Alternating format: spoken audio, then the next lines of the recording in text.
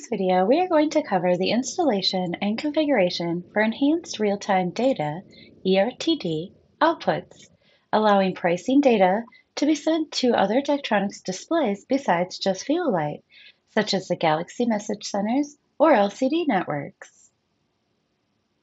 Listed here, we have the requirements to be able to do this.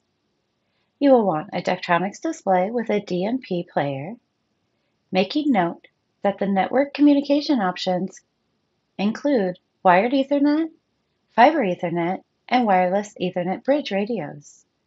Cellular control is not supported at this time.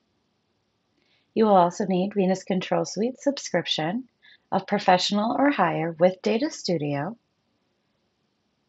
VCS credentials, a Fuelink 5 controller with a software version of 7.0.0.6 or higher, and a device with a web browser to access VCS and Fuelink 5 interfaces, the customer network or LAN, and a static IP address for the DMP player on the local network.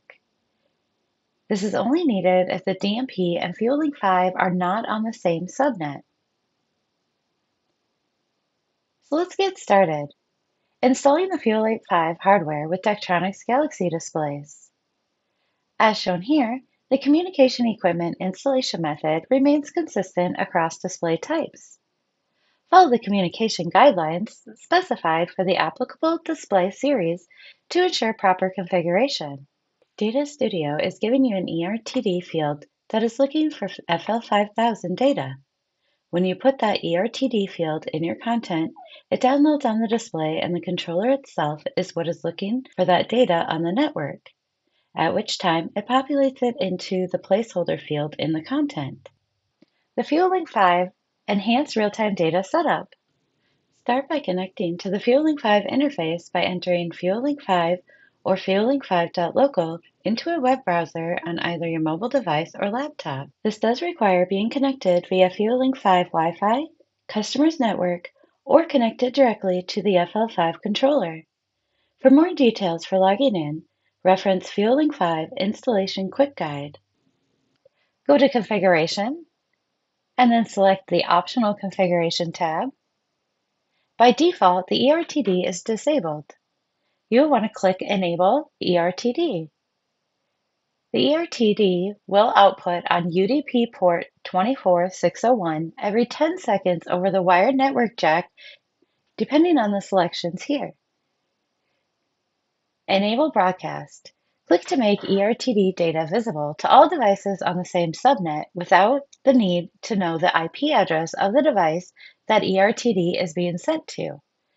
Leave this disabled if A, it is not necessary to broadcast UDP packets on the network, or B, all the devices receiving ERTD are on different subnets than the Fuelink 5. Unicast packets, or destinations, must be used to reach those devices. Add the destination. Click to add specific IP addresses to send ERTD to or unicast. Click the trash can icon to delete a destination. Make note that the destination name is just a reference for the user. Only the remote IP address is required. Next, click Save ERTD configuration when finished. To cancel the changes, click on another main page, such as System. Now that you have the enhanced real-time data set up in the Fuelink 5 control, we can go ahead and move on to configuring and creating the fuel price content to the display. To do this, log into the Venus Control Suite software. Once logged into VCS, open Data Studio from My Apps and verify that the FL5000_ERTD feed is showing and enabled to ensure it shows up in the web editor when creating content. Once verified, you are now able to navigate to Web Editor and create the content by selecting the FL5000_ERTD feed. And that wraps up training on the installation of enhanced real-time data outputs for the Fuelink 5